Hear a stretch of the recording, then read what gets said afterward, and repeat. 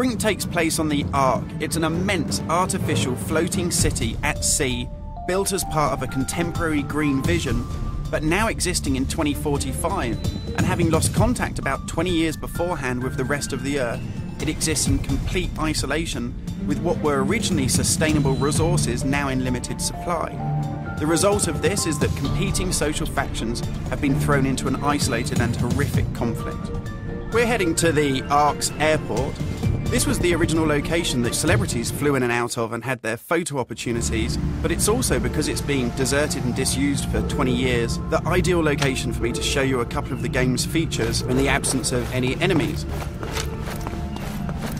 Now, Brink uses those same familiar shooter controls that you're used to, but without the artificial constraints, because we've developed a new system that we're calling SMART. It stands for Smooth Movement Across Random Terrain.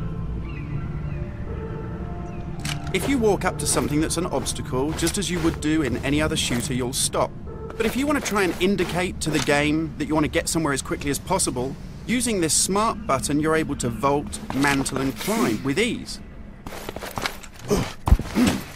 And this is a cool system for helping you navigate through the game, but it's not an autopilot. You don't enter a canned animation that you can't get out of. It's great for advanced players too.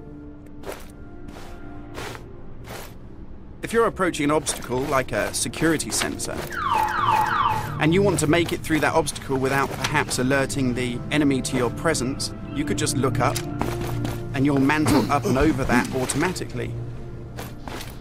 And by the same token, if you use your same SMART button just running towards something and looking down, you'll indicate to the game that you're able to slide under something. And this is really important because in Brink, we want you to be able to make tactical decisions about where you go and how you play. It's not a rail shooter where you're on a kind of minecart witnessing canned cinematics. And that's important too, because in Brink, irrespective of whether you play offline or online, you can create a cool identity for yourself that really reflects how you want to play the game. So in Brink, you take on a combat role that suits your preferred playing style, whether you're on the front line attacking the enemy or perhaps at the rear doing support.